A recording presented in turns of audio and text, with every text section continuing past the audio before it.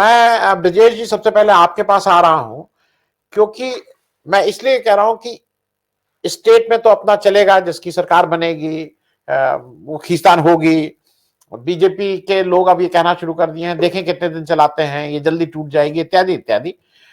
लेकिन आपसे जो पहली चीज मेरी ये है कि केंद्रीय राजनीति में, क्योंकि कल अजीब सा मुझे लग रहा था जब बीजेपी के जो उनका केंद्रीय कार्यालय है वहां पे कस के जश्न मन रहा था और नड्डा जी उसमें पहन रहे थे फूल मालाएं, और उनको कल थोड़ा प्रिविलेज भी दिया गया था नरेंद्र मोदी जी के साथ, वो कहीं कहीं फोटो खिंचाने का उनको चांस दिया गया था, अगर आपने कल देखा। तो एक आपकी पहली टिप्पणी कि हिमाचल की जो भी वर्डिक्ट है उसको थोड़ा डाउन प्ले किया जा रहा है और गुजरात को बहुत ओवर प्ले कर दिया जा रहा है, जबकि गुजरात तो भाई इनके पास था ही। 2024 के हिसाब से 26 में 26 सीट वहां जीत रहे हैं, पिछली 2 बार, मतलब दूसरी बार हो गया है, आगे भी जीतने की संभावना है। हिमाचल की जो भी बीजेपी के हार, कांग्रेस की जीत को ज्यादा मीडिया नहीं कवरेज मिल रहा है। तो क्या ये एक इंपॉर्टेंट डेवलपमेंट है हिंदुस्तान की आने वाली राजनीति को देखते हुए कि हिमाचल प्रदेश की जो मतलब सत्ता है वो बीजेपी के हाथ से फिसल के कांग्रेस के पास चली गई? विजय जी।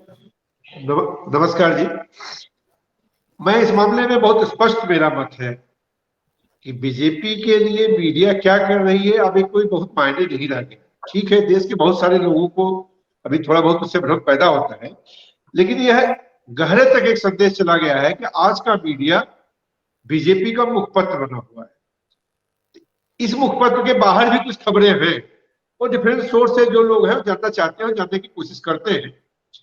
ये सही बात है कि लगातार अगर कोई ये पता भी हो झूठा प्रचार है, लेकिन दिन भर कोई सिर पर चिल्लाता रहे कोई एक बात, तो उसके लिए थोड़ी धारणा बन जाती है दिमाग में।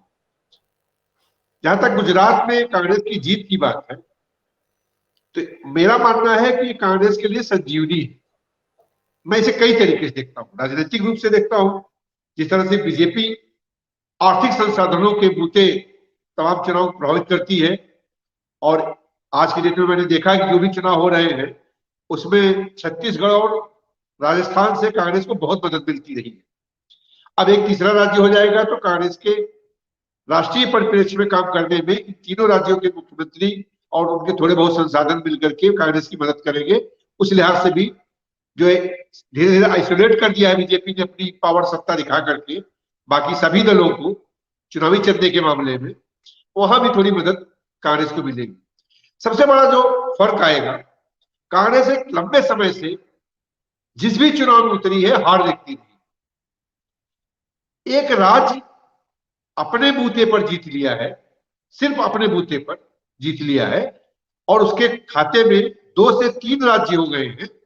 और हिमाचल कितना छोटा स्टेट भी नहीं है, कुछ आप किसी जो है पहाड़ के छोटे से नॉर्थ ईस्ट के किसी स्टेट से उसकी तुलना की जा सके।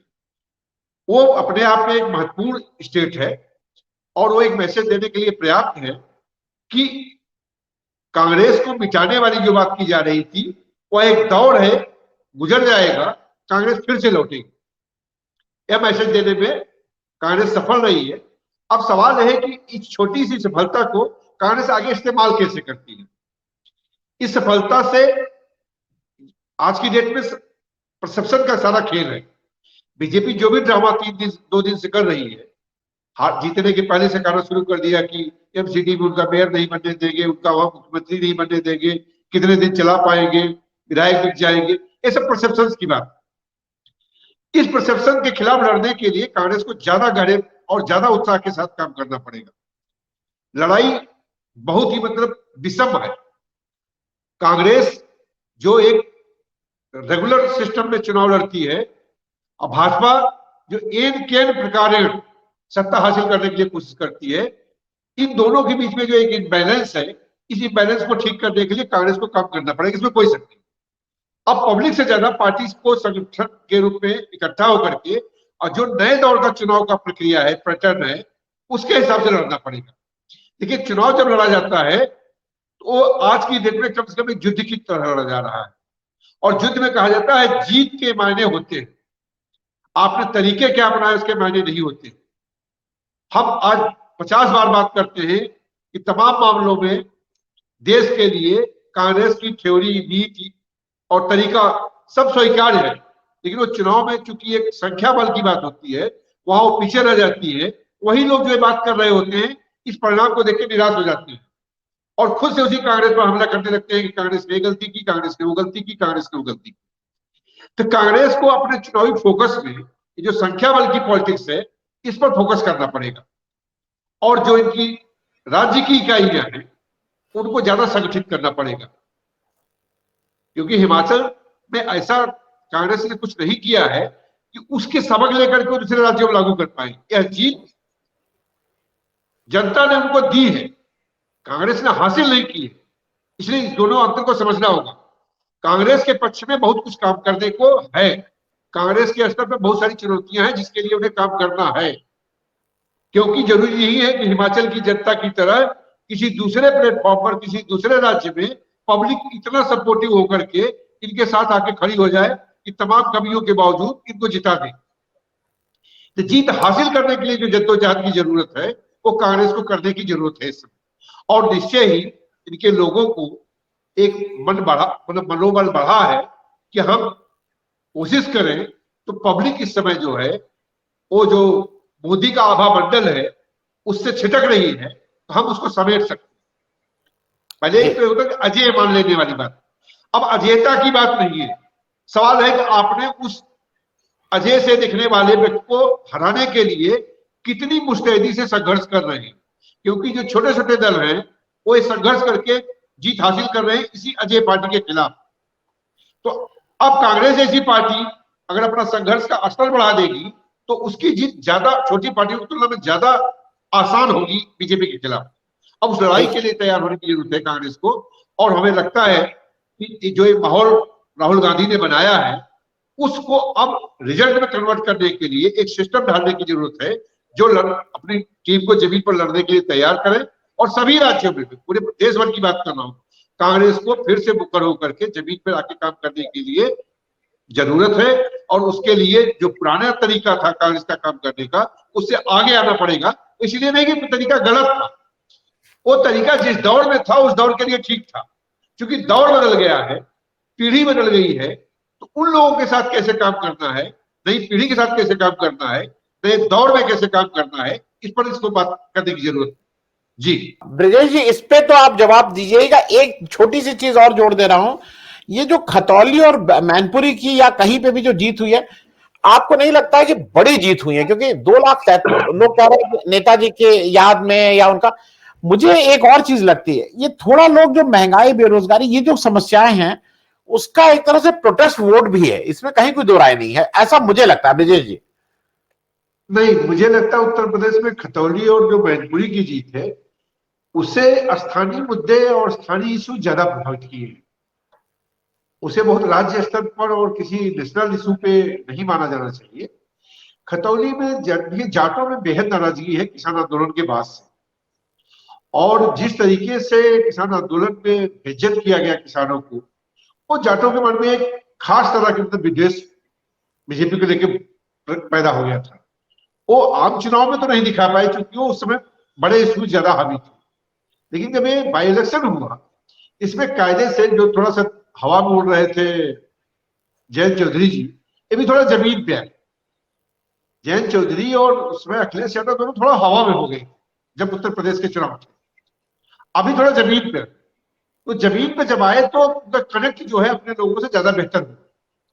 और इस उपचुनाव में जयंत चौधरी जैसे खुद चुनाव लड़ रहे हो, इस तरीके से एक विधानसभा में बैठ करके पूरा काम किए, और फिर वो जो जयंत चौधरी का कनेक्ट था जाट बिरादरी और दूसरे समूह के साथ भी, वो फिर से यूनाइट हुआ।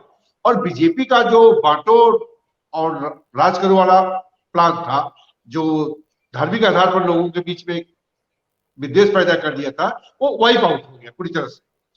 और इस तरीके से उन्होंने किसानों की नाराजगी के इशू को, सपा के मुस्लिम बेस को, और जो है खुद जयंत चौधरी की जो अपनी निजी मेहनत है उसको मिला करके इन्होंने पूरी की पूरी बाजी पलट दी। अगर ये स्टेट लेवल पे हुआ होता तो शायद उस तरीके से चीजें ना देखने को मिलती। और जो दूसरा चुनाव था वो तो निश्चय ही कि कहीं ना कहीं दोनों भाइयों के मतलब चाचा के मिल जाने से और मुलायम सिंह के ना रहने से जो एक खास लगाव मुलायम सिंह के प्रति था, एक तरह से श्रद्धांजलि का वोट था और लोगों ने दिल खोल के दिया। उसमें उन्होंने फिर पार्टी को बहुत ज्यादा महत्व नहीं दिया। उन्हें लगा कि शायद अब उनके न रहने पर एक बार जो है उनकी सीट को उनके परिवार को दे देना चाहिए, और दिल खोल के वोट दिया मैंने। मुझे लगता है वहां भाजपा वालों ने भी जो है सपा को ही वोट दे दिया। इतने लीड से जीती है वो, उतने लीड से तो रिकॉर्ड पिछले नहीं मिलते कि कहीं पर इतने लीड से जीतने के। तो वो कुछ इस तरीके के इशू था, उसे स्टेट के इशू या नेशनल इशू से कोई कनेक्ट नहीं मिलता। जहां तक बात है 5 राज्यों में चुनाव की बात आपने की, मेरा मानना है कि जहां पर कांग्रेस है, क्योंकि वो विधानसभा के चुनाव है, जैसा कि अभी कहा जा रहा है कि स्थानीय मुद्दों को ज्यादा उठाया जाएगा, तो जो पार्टी सत्ता में होती है उसको बहुत सारे सवालों के जवाब देने होते हैं। तो छत्तीसगढ़ का जो मैनेजमेंट मैं देखता हूं, मुझे लगता है छत्तीसगढ़ में कांग्रेस ने अपना किला ज्यादा मजबूत रखा हुआ है बृहस्पति राजस्थान के। बाकी तो माथुर साहब बताएंगे राजस्थान में है। राजस्थान में कांग्रेस को बड़ा चैलेंज मिलेगा और वहां पर बीजेपी के अपने भी आंतरिक चैलेंज है वहां पर, तो अपने पहले चैलेंज ठीक करेगी फिर अटैक करेगी, उसको भी बहुत काम करना है वहां पर राजस्थान में, लेकिन वहां पर मिलेगा। बाकी जगहों पर कांग्रेस के लिए खुला रास्ता है। कांग्रेस को थोड़ा मेहनत करनी पड़ेगी, रणनीति बनानी पड़ेगी और ज्यादा से ज्यादा हासिल करने की कोशिश करनी पड़ेगी। सरकार नहीं भी लाते हैं, अगर वो बड़े पैमाने पर सफलता हासिल करते हैं तो 24 के चुनाव में उनको मदद मिलेगी। मध्य प्रदेश ऑलरेडी उनका गढ़ था, मध्य प्रदेश में जिस तरीके से उनको पीछे किया गया वो हमें लगता है कि ठीक से मैनेज करेंगे तो एक बार फिर से पलट करके वहां आ सकते हैं। त्रिपुरा का मुझे एग्जैक्ट आइडिया नहीं है इस समय क्या स्थिति है त्रिपुरा में, क्योंकि बीजेपी और कांग्रेस उस तरीके से नहीं लड़ती है जितना वहां की रीजनल पार्टीज का मात्र रहता है। उनके साथ कितना अच्छा तालमेल करते हैं दोनों राष्ट्रीय दल, उस हिसाब से वहां का परिणाम दिखाई देगा।